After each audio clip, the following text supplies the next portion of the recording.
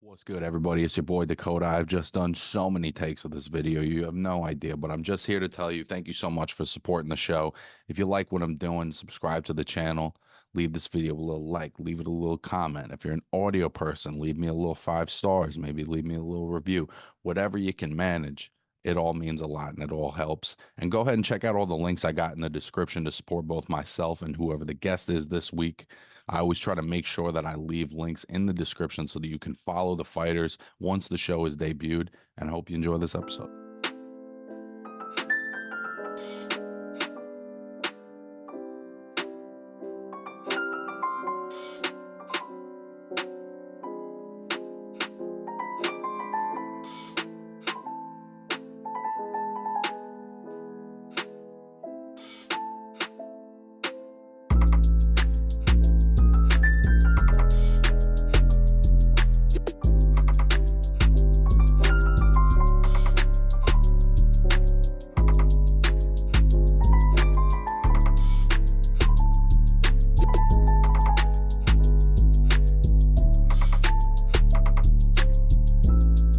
Have you been watching the games today? Which games? You watch football, the NFL? I don't, bro. I don't. Oh, it's okay. Yeah. I was just checking them out earlier a little bit. I'm largely boxing, and then I have some room in my brain for the NBA.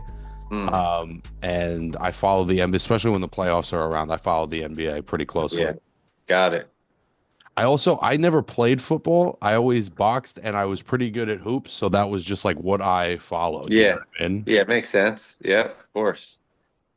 Well, we're here at episode 112 of the Slip and Weave podcast. This week, I got my guy, John Pullman, Coach John Pullman. John, I appreciate your time today, man. Thanks for coming on. Thank you for having me.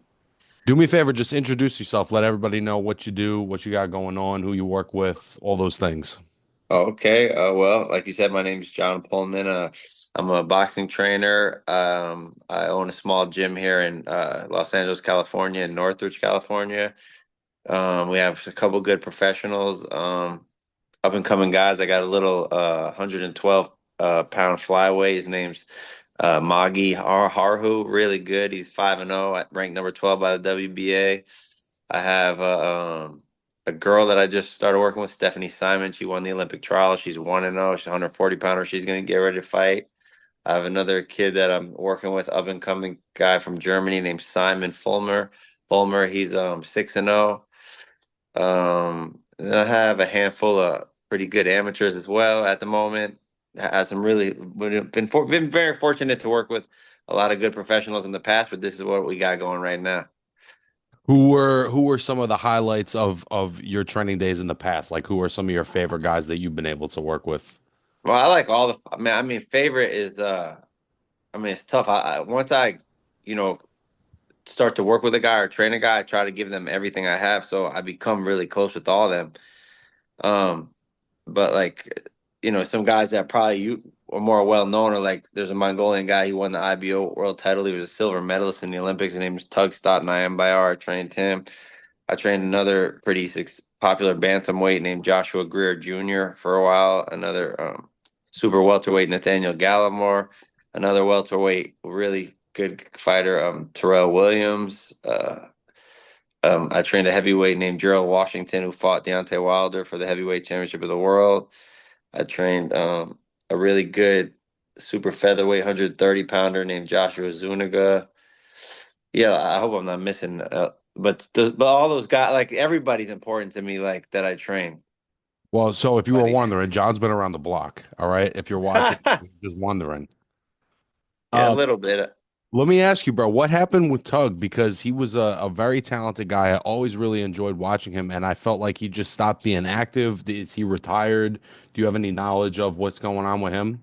Um, Tug, as far as he hasn't fought in a while, he had some kind of like visa issues and personal issues, and he just wasn't wasn't active as much, promotional kind of promotional type issues, and kind of fell off the boxing, his focus on boxing, and I think that was detrimental to his career. And he's in Mongolia at the moment. I don't think he's fighting at the moment. I'm not quite sure. I haven't really talked to him in a while, to be honest, but I really wish him well. I hope he's doing really good.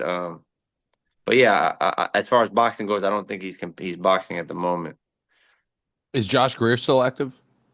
I don't know. I don't think so. I know he hasn't fought in a while. I haven't trained him in quite a few years, and I haven't talked to him in a little while either. But so I'm not sure, to be honest. So I guess we'll just jump right into the most obvious one that happened this past week. Jaya Opataya getting a really nice knockout over David Naika. What do you think of Jaya Opataya, man? Because I see a super explosive, fast guy who's big and strong, but I also see a guy who's hittable. And so I'm trying in my mind to balance out like, is anybody good enough to actually take advantage of this, or is this like a vulnerable type guy? You know what I mean? Yeah, well, I mean, Jao Batai he looked really impressive.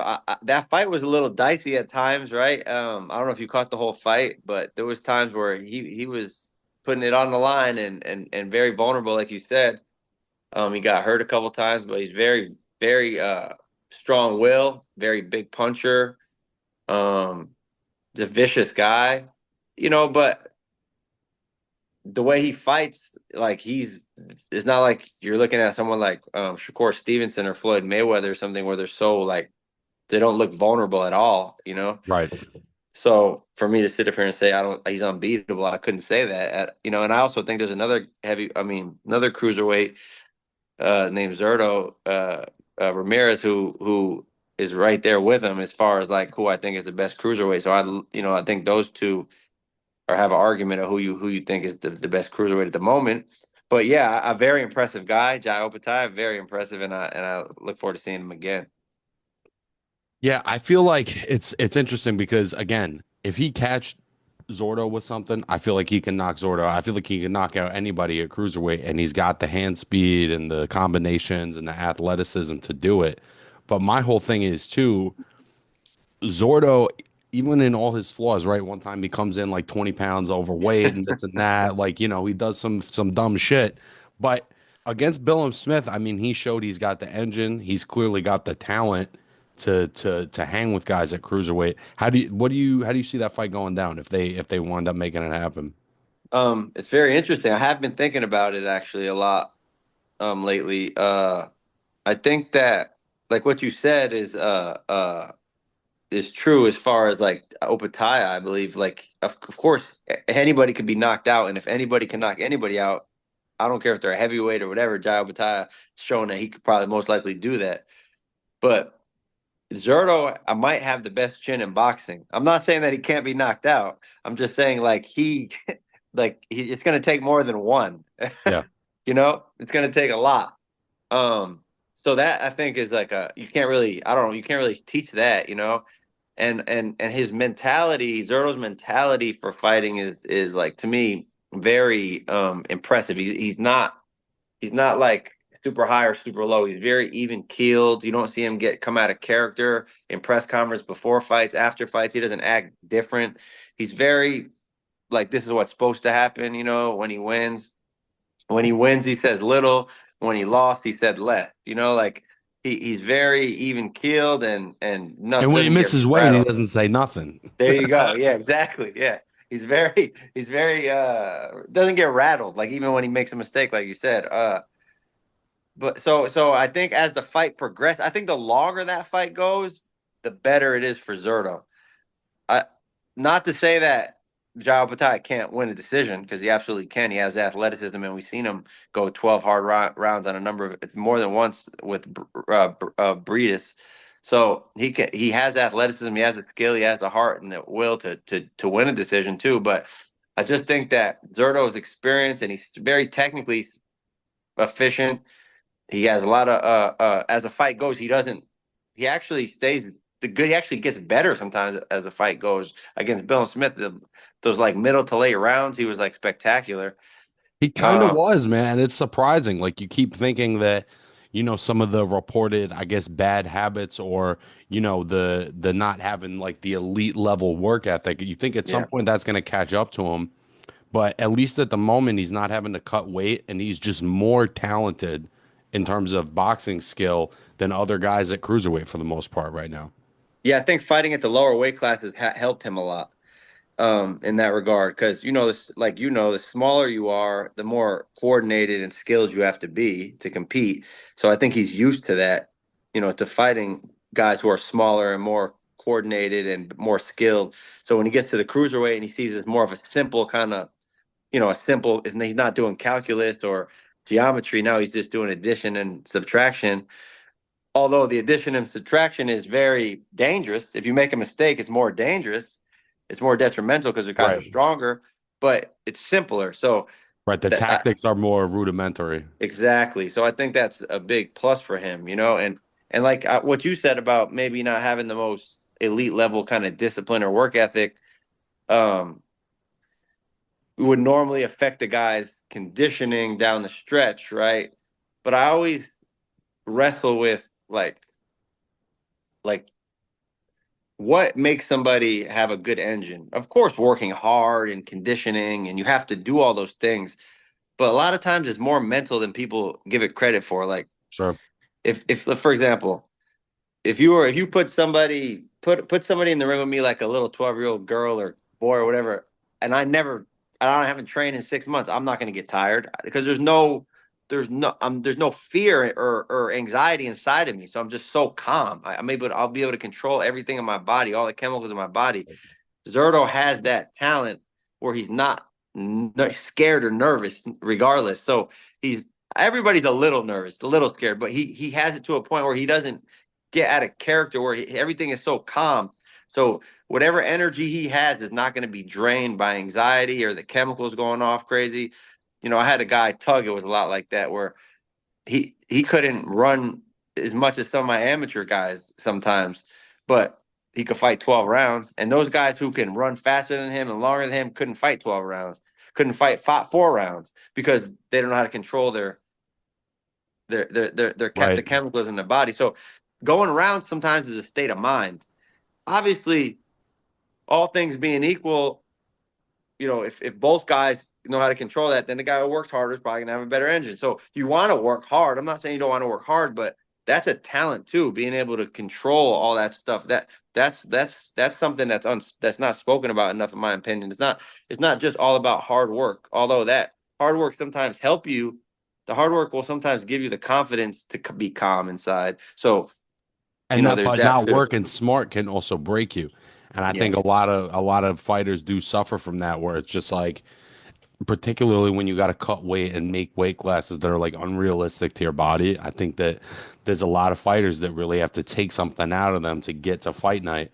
With Zordo, it's like I'm looking at him and Billum Smith, and if I'm looking at who's in better shape, it's obviously Billum Smith, right? But like the level of talent and, like you said, the calmness to work your way mentally through a 12 round fight is there for him, where him throwing a 4 or 5 punch combination is not going to take the same amount of effort as it is for Chris, even if Chris, in my opinion, is a better conditioned athlete. You know what I mean? exactly. That's exactly right. Yeah, exactly the point. Have you ever worked with a cruiserweight, and why do you think it is that for whatever reason for the fans outside of guys like you and me, it just doesn't seem to grab people in the same way? It's a great question. The answer, I have not trained a professional cruiserweight. Amateur, they call it like heavyweight amateurs and then super heavyweight. So I've trained amateur guys like that, but I have not trained a professional like 200 pounder, if you will. Um, yeah, I don't know, man. Like, I think it's just going to take somebody to really break through. I mean, that's because the weight class looks exciting to me. Like, it's a big, strong guy. A lot of times their technique looks better than a heavyweight's technique, and the heavyweights are like super popular. I guess because the heavyweight champ is supposedly the baddest man in the planet, right? When it comes to boxing, so of course I understand the aura of that, but I don't know. I think it's just going to take a guy to break through like that just grabs everybody's attention.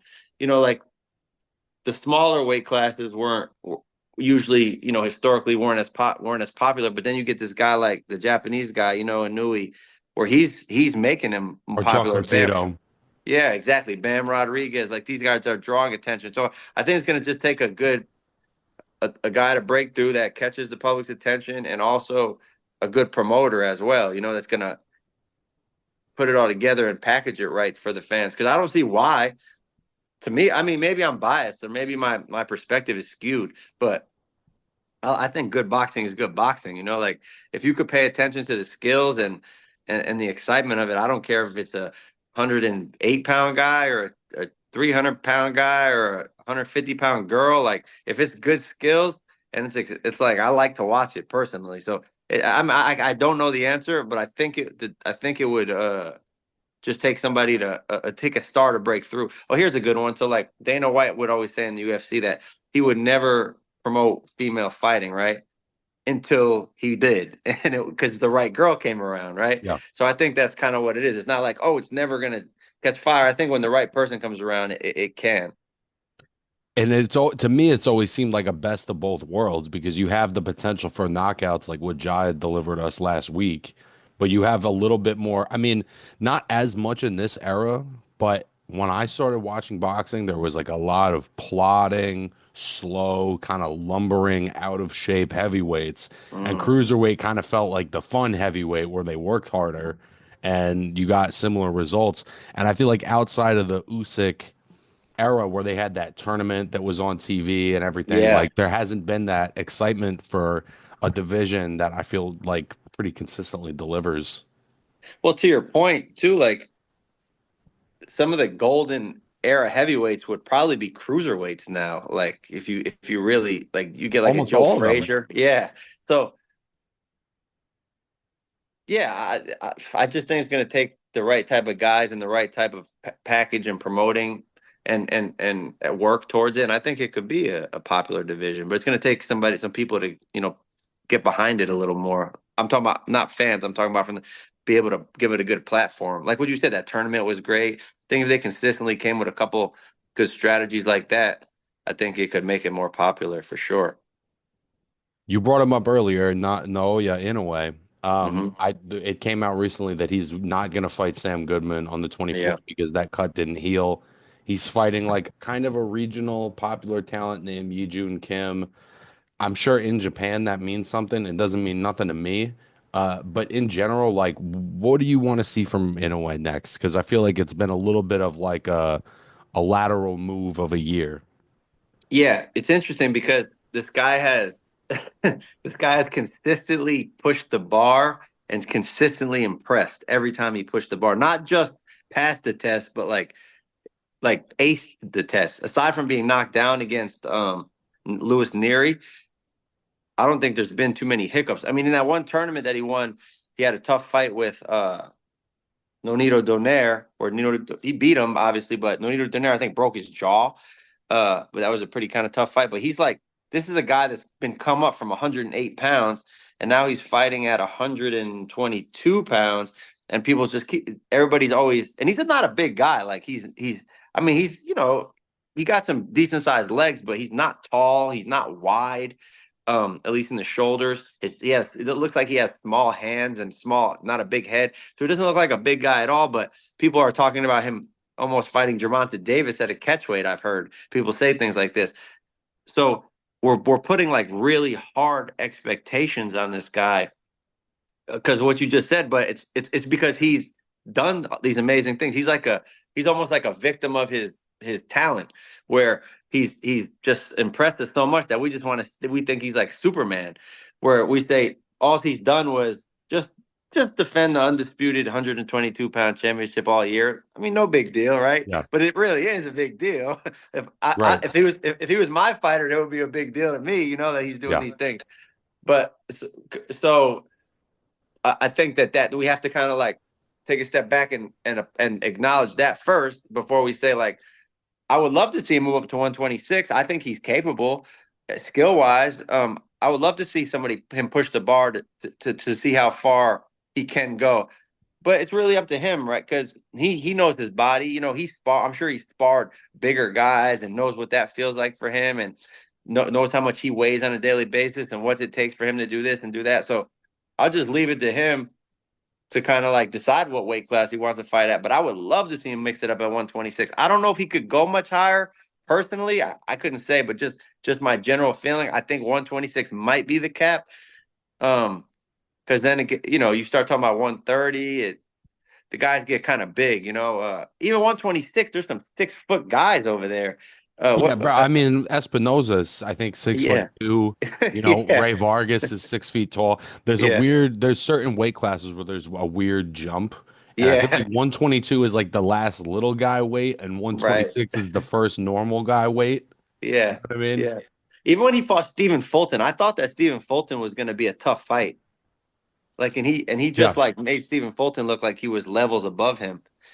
Um, so I'm just very impressed by the guy. All in all, so I can't really, with whatever he wants to do, man. I'll watch him fight anybody. Like, if I mean, obviously, we all think that like this guy that he's fighting, because obviously the guy's taking the fight on what, 2 weeks notice or 3 weeks notice or something. We obviously think that and this guy really hasn't fought at the world level too much. And if he has, I think he's maybe come up short. I don't know a whole lot about the guy. I don't want to like insult him or his resume, but He's like a good regional Japanese fighter. yeah. So, but you got to take all these guys serious, man. Like all of them. You know that. Yeah, Like you look at you take Jaime Munguia. Yeah, that's what I mean. So it's one night in time, and it's one person versus one person. So you have to take everything super serious and train hard for everybody and prepare for everybody. Like everybody's a world champion, or else bad things can happen. Like you just mentioned, that's one example of many. I think I also see people talking about wanting in a way to move up in weight, and I understand people wanting that. It seems like a natural progression. They want him to do what Manny Pacquiao did and what Juan Manuel Marquez did, but I think there's fights for him at this weight that he hasn't been able to do yet. One of them is obviously Sam Goodman beat Yeah. Faiz Salim. That's not a gimme fight, right? I Hmm. think MJ Akhmadaliev is a super dynamic, interesting fighter, and had he not lost to the Filipino guy, I think that would have already happened. Right. Um, but the two that really interest me are Junto Nakatani coming up to Ooh. 122 because he's a real tall guy, Uh-huh. and Bam. Now I know Bam is a lot smaller, but it just seems like he also has that it factor where like just in terms of what he can do mentally, that's a fight that I would love to see at any weight. Whatever they could make that happen at. So let me ask you a question that's pertinent to our conversation. Like, do you think that, I mean, you talked about a couple of different weight classes, but let's just take 122. Do you find that weight class at the moment more glamorous and garnering more attention than a cruiserweight division is right now? I think so, and I think Yeah. a lot of it is because of in a way, because like you were saying, it takes kind of a breakout star sometimes to get people's attention. With Opataya, it's like he is doing things in an exciting manner, but he hasn't accomplished the same amount as Inoue yet. And Yeah. then I think that there's more dynamic contenders There you at go. 122 Yeah. as well. There's Yeah. more potential fights. Whereas with Jai, it's like, okay, he could fight Zordo, he could fight Billum Smith, but what after that? Does he Yeah. go up to heavyweight? I don't know what that. So there's just even in women's boxing, there's certain weight classes that are more popping than others. It's like Yeah. who is Clarissa Shields really going to fight outside of my friend Shadeja Green? I don't really think that there's like that much for her right now. Yeah. Yeah, I think that's the other side of the argument or the coin of how do you make a star. That's the next. Well, you need a star, but how do you make a star? You got to have dancing partners like that push you to become a star. Yeah. So that's the other part of it. You got to have. So yeah, I think it's the go like the cruiser go back to the cruiserweight division.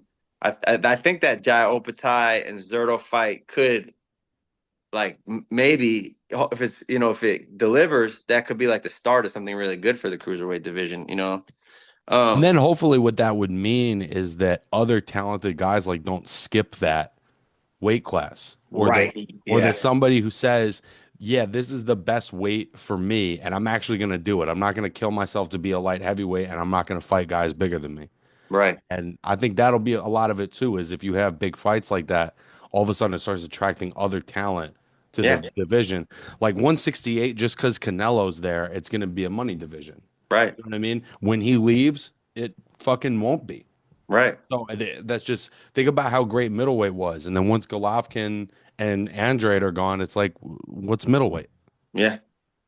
Yeah, It's that's just true. it's interesting how that happens. Yeah, yeah. You got to have the some marquee names that are gonna put butts in the seats essentially to so you can make some money, and then that will bring the attraction, like you said, exactly like And you said. a perfect example is Chocolatito, right? It's like Mhm. not a lot of people care about 112 and 115, but part of how he becomes a star is because Juan Francisco Estrada is a great fighter, because Right. Carlos Cuadras is a great fighter. There's all these other interesting fights that he was able to take to not just him be a star, but to create like, exciting matchups that people really remember. I was there in person for that first Sor Rungvisai fight. It was kind of a ripoff, but it was a fucking classic, bro. And Yeah, without a good dance partner, you don't have a classic. yeah. It's like that with Katie Taylor and Amanda Serrano. Why? I mean, like, thank goodness so many people got to see the fights. Um, but like, if it's not for the two of them pushing each other like that, you don't get that push and that push for women's boxing, you know? So like you said, I mean, we're just such a weird thing where you have an opponent, right, as a fighter, and you're looking at this opponent like you can't, you're angry, you're gonna fight him, like you don't like him when you're training for him. Maybe not always, but you definitely have a chip on your shoulder towards them. But you got to be grateful for them because if it's not for them, then you don't get a chance to really show what you are and who you are. You got to have opponents and dance partners. So you always have to be grateful for your good adversaries in some kind of weird way. I may be getting out ahead of myself a little bit, but do you have any picks for Benavidez and Morel? Because that at the moment, especially in terms of fights that are taking place in the States, it seems like that's about as good as it gets. Yeah, that's actually a good fight. I think it's a really good fight. I think it's really interesting because it's a classic styles matchup, right? You have like the quote unquote classic pressure. It's not class. He's not classic by any stretch of that, but you have the fighter, the pressure fighter, and a pure boxer, if you will. Although Morel is a puncher, like he's a boxer puncher, Benavidez is like we kind of have an idea of what the strategies are going to be, right? Benavidez is not going to be fighting off the back foot, right? And Morel's not going to be pressing forward in that fight, most likely. At least generally thinking, before the fight You think starts. they'll both be more tactical? I think Morel's going to be tactical for sure. I think Benavidez is coming after him. Like 100%. I don't think I think Benavidez actually has underrated defense. Like he doesn't fight classically how like somebody you would show a kid that comes in your gym how to like you, he doesn't fight textbooks like a textbook classic fighter, but he has his own way of doing things and he does have underrated defense. So he blocks a lot of punches, although he squares up. He has a weird way of like making the punches, taking a lot of power off the punches. And man, he just naturally how fast that guy could punch and from weird positions and the interesting combination he throws and just how big he is. I mean, he's not the most fleet of foot, but what he has, he knows how to use. And Morel is more of a classically trained Cuban, like really good left-handed Cuban boxer, hard puncher. I just if you now I haven't seen Morel pushed really much.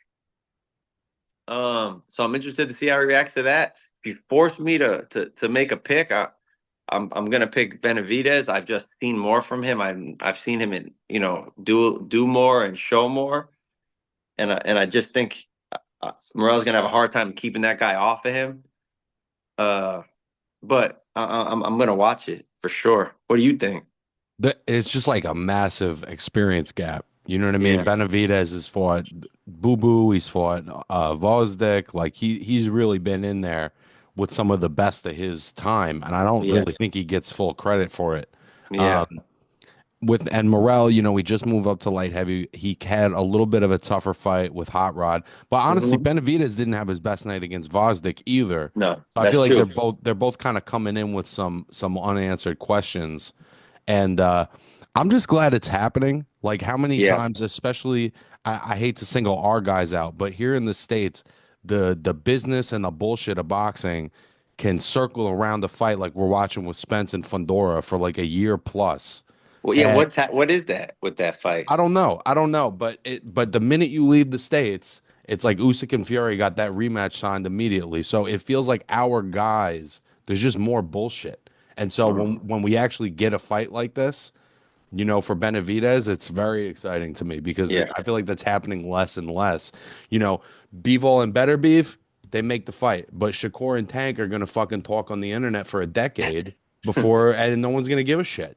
Uh, yeah, you got to give Benavidez a lot of credit because that guy does write checks and he does cash them. Like he asks for everybody, and he's very serious. And yeah, you got to give that guy a lot of credit. Morel too for stepping up. But to go back to what your point about, because it made me think about this too. When Morel fought Hot Rod, he did have struggle a little bit. He clearly won the fight, and David Benavidez didn't have his best performance against Vozdik. But I will say that Vozdik is no disrespect to Hot Rod, but Vozdik is a higher caliber fighter than Hot Rod is, and 100%. I thought that was pretty telling too.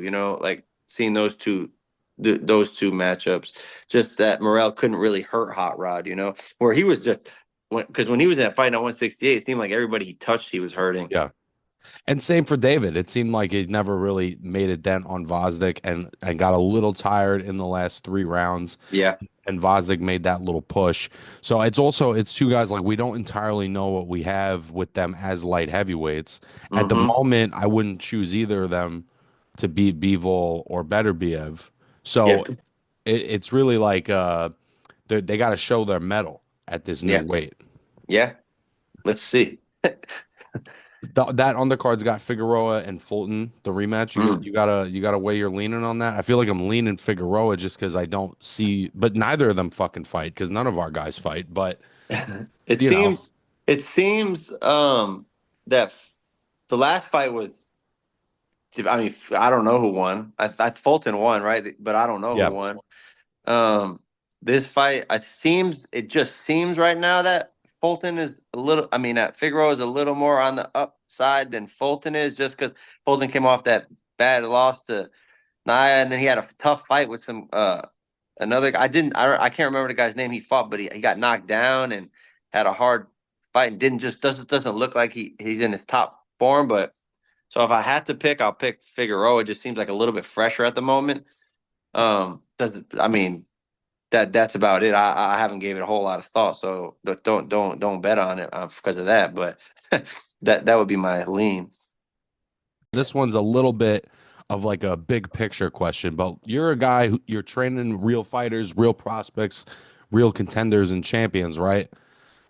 There's certain guys like you and other trainers that are really pushing the sport forward, but people don't always see the Mm-hmm. behind the scenes. As somebody who's like in the trenches working at it, how do you feel like the state of the sport is right now? Mm. I feel like I don't feel bad at all about it. I feel good. It's definitely a shift of things happening at the moment. Like what you were saying about because you see Top Rank and ESPN seem to be kind of like going different ways. PBC is not as robust as it was at one time. The TV networks and things like this.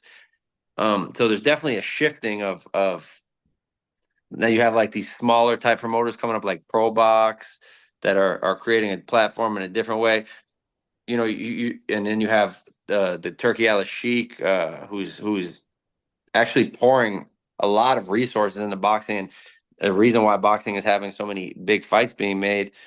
But I always think it's good to have different avenues. Like I understand like the UFC model where you have the MMA where he's like I don't want to say he, but Dana White because he created or he's like runs UFC, but where he forces the big fights to happen because if you want to be part of this, the machine's bigger than anybody. The machine's bigger than all the fighters because if you're a big star and you don't want to fight, that's okay. We'll move on to the next one. Like where else you have nowhere else to go, right? That's the only way you're going to get on the big platform.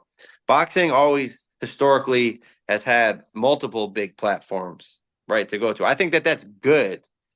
Competition to me always makes things better.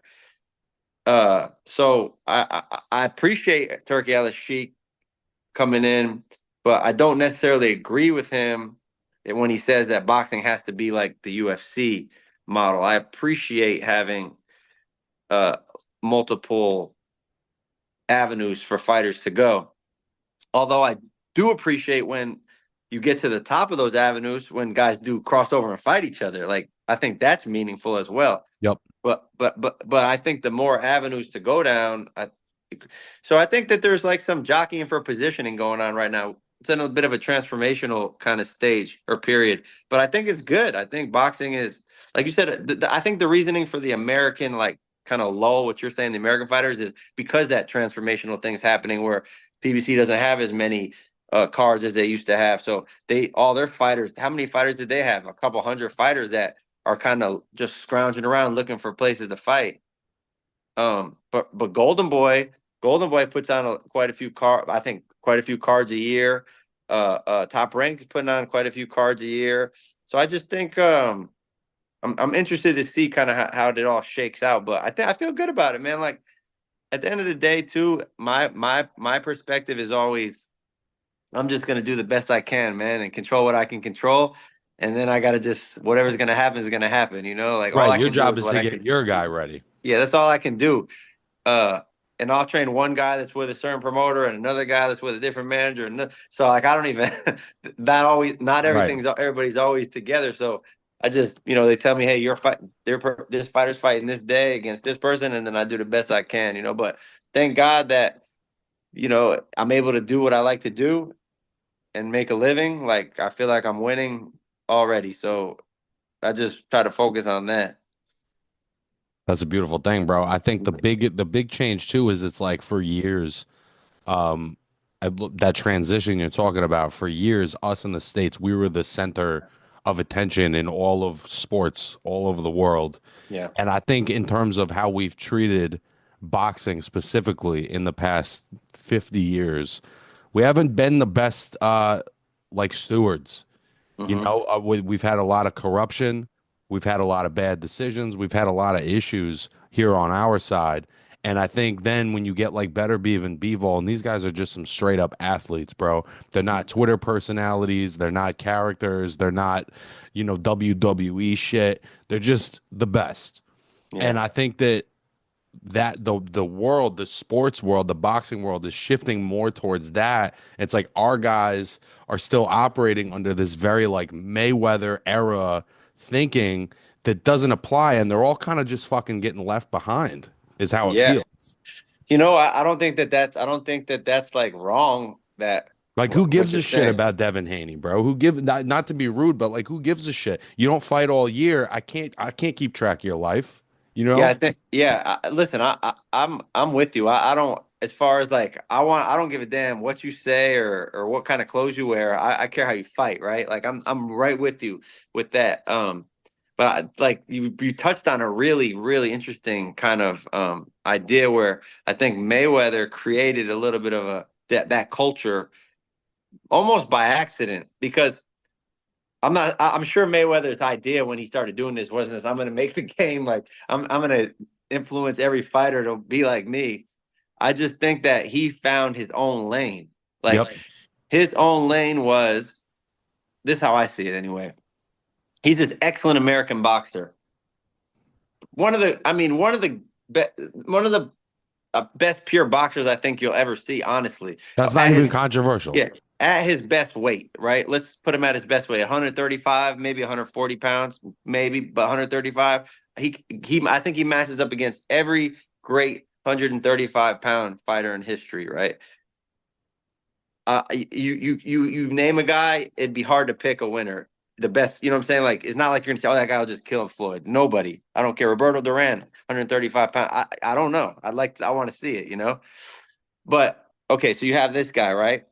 And then but you also have a style as he creeps up in weight that he realizes that I can't just be super exciting if I want to win these fights. I have to just figure out a way to win them. So he becomes quote unquote boring to like the average fan. So now he has a dilemma. He wants to become this mega superstar and make generational wealth and be the best fighter that he can be.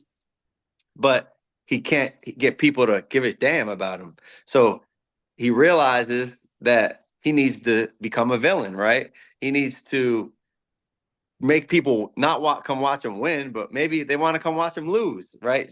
That's powerful, right? Hate, love and hate, Yeah. they're both powerful. You say talk good about me or talk bad about me, it doesn't matter. Just You're talk about me. watching. Yeah. Yeah, like that's that whole thing. So he realized that.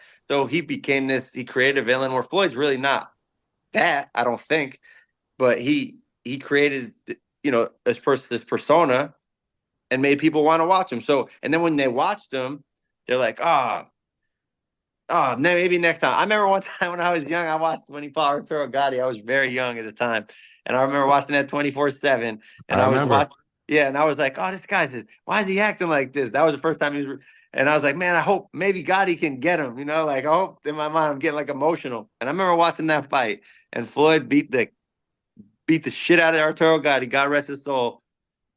And I thought to myself, you fooled me this time. You'll never fool me again. I know exactly what you're doing. Like he's And just then he spent another decade fooling everybody. yeah, It yeah, was yeah, like but every fucking time I'm talking myself into why Juan Manuel Marquez is going to beat him. yeah, And it's just like, but the thing about that, and by the way, Gotti was my favorite fighter. That was I yeah, was probably 13 when that fight happened, and I was yeah, real upset that night. yeah. I was an amateur boxer at the time. I remember.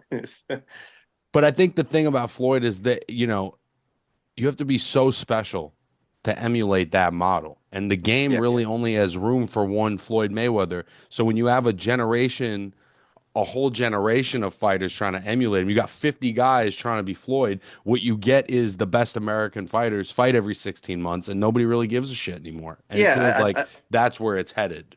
I think, but I also think the moral of the story is, well, the moral of the story is what you just said: be yourself, right? But to backtrack, like when Floyd was at his best weight, he fought the who's who. He fought Right. Diego Corrales. Right. He You had to know, earn it yeah, first. he earned everything. And he became the real thing. He proved he was the real thing. And then he went on to tiptoe around certain people as he creeped up in weight, right? Because that wasn't his best. He wasn't at his best when he was at that weight and as he aged a little bit. So he tiptoed around and he figured out fights that he knew he calculated scenarios where he could make a lot of money and keep his undefeated record. And it was very primal for him to keep his undefeated record in order for him to make money. Because if you give Floyd Mayweather one loss, there goes all the people that don't like him. Oh, I already saw him lose. Like I'm good. I don't need to watch him again. So it was pivotal for him to keep that undefeated record. See, I don't think that doesn't. If it wasn't, he would have fought. I think he probably would have lost at some point if he didn't come because he just would have Just fought on the everybody. politics, just on the Yeah, politics, like they would have given Maidana the decision that first yeah. time or something. But that was pivotal for him. So I don't think that exists for everybody. But everybody you just got to be yourself, man. That'd be my message. Don't worry about having an undefeated record. Don't worry about none of that. Don't fight. Don't live in fear of losing. Just be yourself. Be your best version of yourself you could be. That I think that's good for anything. It's a great point, my man. What do you got coming up next? You got any fighters that are getting ready to get active? You working on anything? What's next for you, my friend? Well, the next fight I have coming up is I have this girl, Stephanie Simon. Honestly, I think she has the potential to be the best woman fighter in the world. Like she won the Olympic trials last year. Didn't take it. They didn't take her to the Olympics. I mean, that's a whole nother story because amateur boxing is very political, as we were just talking about American boxing. Anyhow, but she's fighting. It'll be her second pro fight. She's a fantastic fighter. It's on a local card here at Commerce Casino in Los Angeles. I think it'll be streamed on All Star Boxing if anybody wants to check it out. But we're working on a nice package for her to bring her to like a bigger platform. But we're still building up to that stage. But we're working on something for her. Stephanie Simon, keep your eye out for her. And then they got the little Mongolian flyweight that's going to be fighting either mid or late February. Like I said, he's ranked in the top 15 by the WBA, and we're going to make a steady climb with him. Hopefully, get him in some really meaningful fights this year. So those are the two ones that I have on the calendar at the moment. And where do you know where people will be able to watch the flyweight? No, because I'm not exactly sure which card he's going to be on yet, but I will definitely let you know when I do. Well, John, I feel like we could do this all day Oh, long, I and yeah, for sure. when especially as the fight season goes on, there's going to be more Yeah. fights. We'll definitely do this again. But is there anybody, anyone, anything you want to shout out? Shout out your gym, whatever the fuck. Well, I know I Leave it appreciate here. it. No, I just want to say honestly, because pertinent to our conversation that we're having about American boxing, is I really appreciate guys like you because this is what breathes life into American boxing. You know, we need to keep doing things like this and keep our beloved sport relevant and also hold it accountable to corruption and to kind of like that low energy that creeps into everything, to stay on top of things and call things for what they are and work with integrity, like and discipline and diligence and love, just like you're a guy like you're doing. I And appreciate that, man. I appreciate you and I appreciate all the guys like you and that are doing it. So keep doing the good work, my friend, and I'll try my best to join you. That means a lot, man. Shout out your gym real quick. Where can people find It's you? just Pullman's Gym. Pullman's Gym. It's in Northridge, California. You know, we have a little Instagram. And I mean, not really much too much, just doing our little thing over here, Thank Well, God. definitely go give John a follow. I do a show at ITR Boxing with my guy Nibs, and one of the things that Nibs always ends our show with is he talks about the importance of supporting local boxing. I feel Hmm. like you kind of epitomize that, and I hope people show you some love. And I appreciate you coming on today, man. Thank you. And I'll be looking forward to talking to you again sometime soon. Yes, indeed. I'm sure we will. Peace, brother. All right, brother.